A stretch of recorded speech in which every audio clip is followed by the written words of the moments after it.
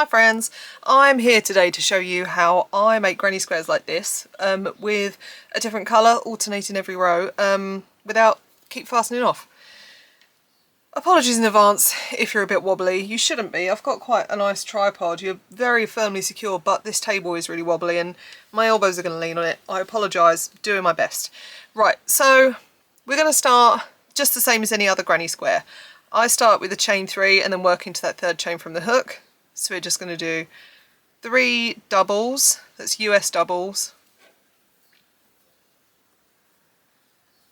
and then chain 1 for your corner, then I pull that round so that I can work over that tail, and then 3 more doubles. So that tail won't be completely secure, but it does help it stay in place. And then chain 1, 3 more doubles, chain 1 and your final 3 doubles. Okay, then we're going to chain 1, slip stitch to this first stitch to join, and we're going to put up a nice long loop and just leave that hanging there. Okay, so now we can pull that starting tail tight to keep that in place. Now we're going to get our second colour, put it on a hook with a slip stitch, and we're going to join in the corner opposite our loop. So where we've left that loop, we're going to join in the corner opposite. So just join with a slip stitch, and then I'm going to work over this tail at the back here, because then that's another end that we don't have to weave in. So we're going to do 3 doubles in that corner. And again, still working over that tail, hold it there so that you work over it.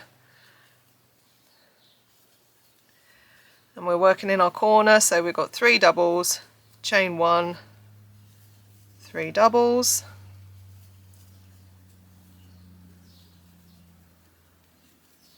Okay, and that brings us to the corner where we've got that loop pulled up.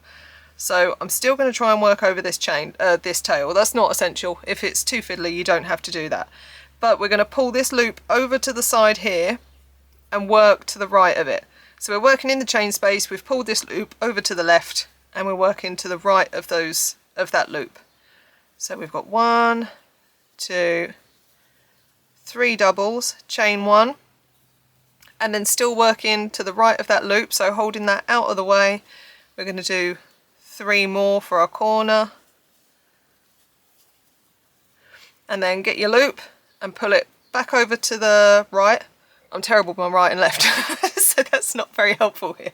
Pull that back over to the right, and then work the rest of this round as normal. So you're not working over the tail or anything, you're just working as normal.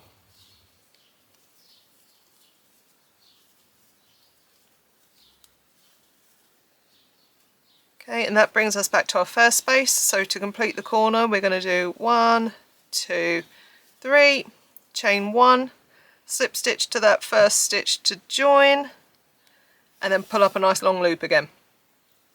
Now we're going to rotate, get back over to this side where we left this loop. So it's the opposite corner. You want to put your hook into the corner, get that loop on your hook, and then pull the tail.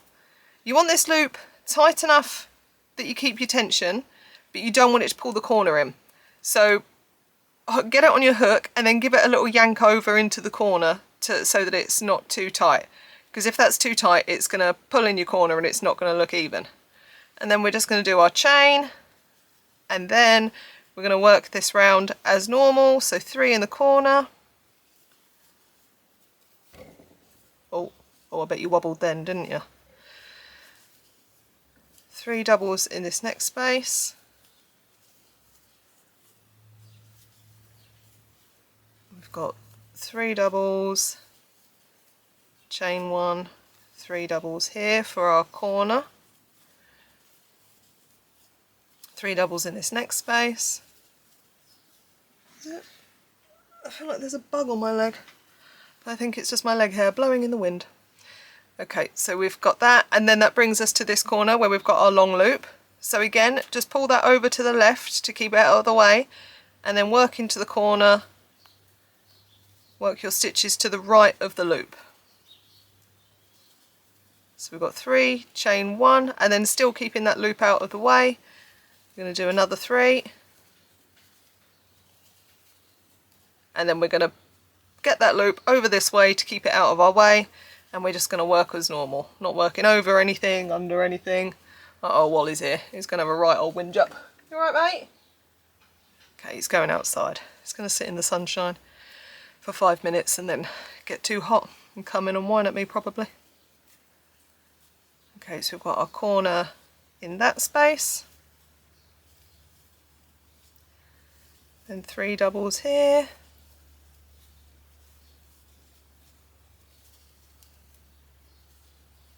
And then 3 doubles and a chain 1 to complete that corner, slip stitch to your first stitch, and again pull up a nice long loop. So you can see at the back there's not really much to see, is there? I thought better show the back, but there's nothing to see.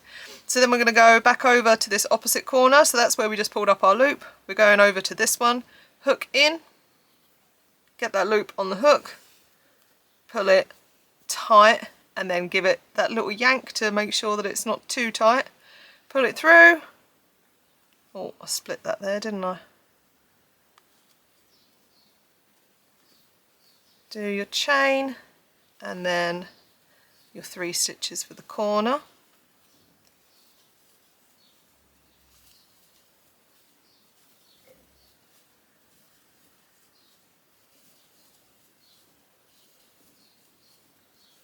So you see, for most of the time you're not doing anything different. But it really helps at the end to not have to weave in ends, especially if you're doing 6, 7, 8 rounds on a granny square. You don't want to weave in all those ends, do you? I know that's everyone's least favourite bit. Sometimes it's alright if you've got a good programme on and you can just get through them. But I mean, it's always nicer to not have them there. Okay, that brings us over to the corner where this loop is. So again, just pull that over to the left and work your stitches to the right of it. Okay, Wally's going back indoors. It is warm today, bless him. Then chain 1 and then still holding them over to the left. 3 more stitches. And then get your loop out of the way. Over here to the right and then work as normal. And it's as simple as that. You can do that as many times as you like. I don't recommend doing it with more than 2 colours. I've done it before with 3, and it's just pulling up that loop is a little bit trickier because you've got an extra round to work over. It's not as neat. So although it works perfectly for alternating rounds like this, it's not much good if you're using any more than 2 colours. Oh, that was a dodgy stitch, did you see? Can you pretend you didn't, please?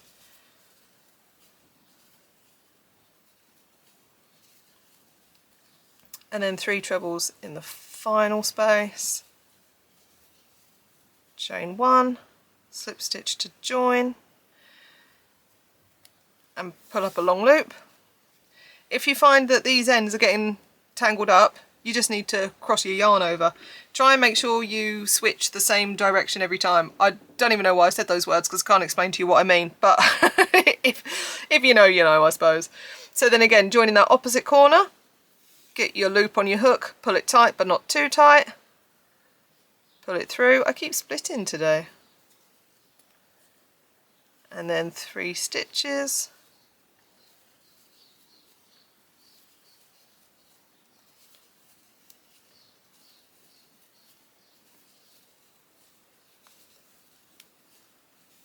I think I'm going to turn these into another fiesta vest. I'm just getting the pattern ready. I'm hoping to do the plain granny square version as a free blog post, and then the flower and granny square version together as a written pattern. I keep meaning to do more of this, like video tutorials, but I'm just not very good. You may have noticed. Always starting with the disclaimer. I don't know. And also my computer's not that good for editing it. I've already cried once today because of a video. but I do cry at most minor inconveniences. I don't cry at major life events, but minor inconvenience, yes, I'm sobbing. Okay, so that brings us back to this corner. Pull that white loop out of the way and work to the right of it. Then do your chain 1 and still keeping it out of the way. 3 more stitches. I have done this before where I worked these 3 stitches over the loop, but then you see the loop here when you pull it upwards. So that's why I like doing it this way, and then it hides behind that cluster on the next row. Okay, so now pulling it over here so that it's not in your way anymore. Just finish the round as normal. I was going to stop halfway through the square, but I've only got one more round to go now, so we might as well finish it together, eh?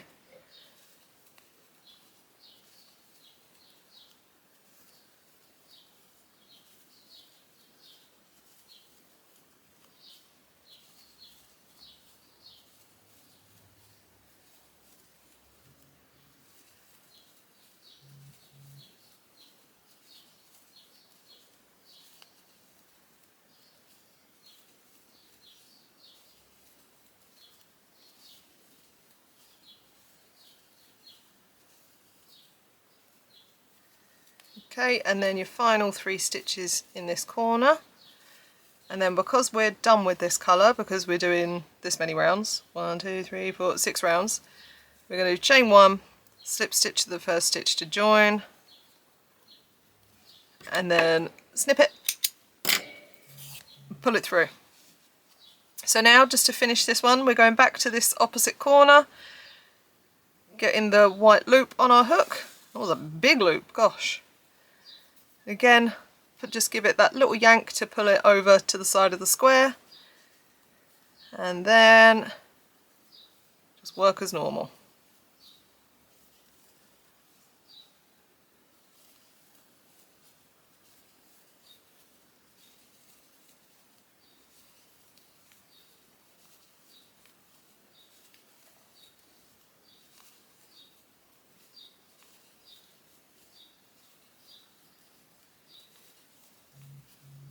Can you hear my phone? I think that's my sister. Do some work, Gemma. Oh, it's funny because she'll never see this. She'll never know.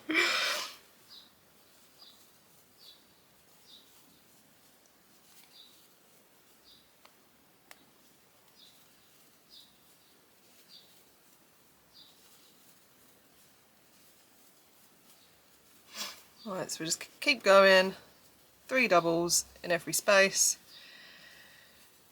When we get to this yarn tail, I am going to work over it. I mean,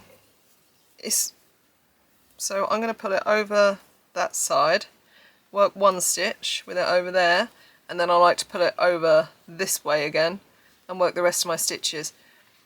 It's not really good enough to not weave it in, but it keeps it secure.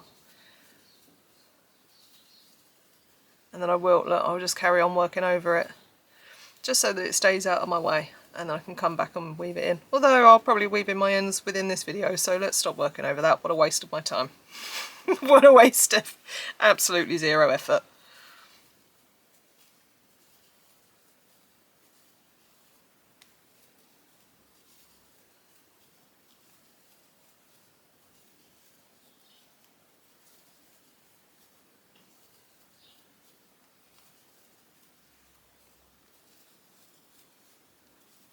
Hope I'm still in frame. I haven't checked. Is that better? Bit late now, isn't it? Hope you enjoyed the view of the white table and me describing very vaguely what I'm doing.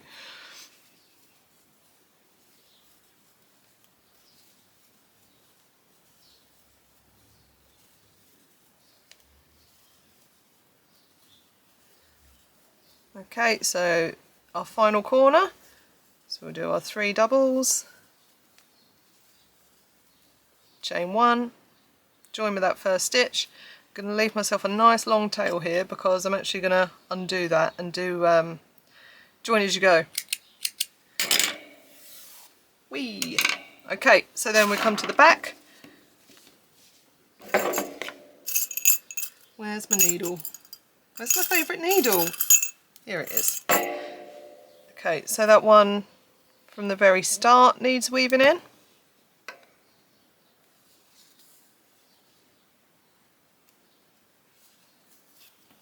That'll do. This one, what I should have done is worked over it on the next round, but I didn't. So that one needs weaving in. I've never been sure about my end weaving abilities, but also they don't seem to come undone. The worst bits that I have come undone, it's always cuffs of sleeves. They start unravelling, but not enough that it's actually a problem. And then this final one here.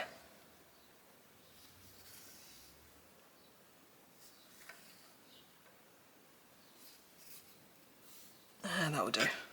That'll do. And then look, we've got our nice 5 round granny square, and we only had to weave in, how many ends was that? It's 2, because it's the start and the end of each colour. And if you work over that start of your second colour, you don't have to do that. So, and then look, there's the back. That's what the back looks like. So you have this little diagonal line going up on either corner, but like I said, that's hidden behind that cluster, so that you can see it there, but you can't see it there.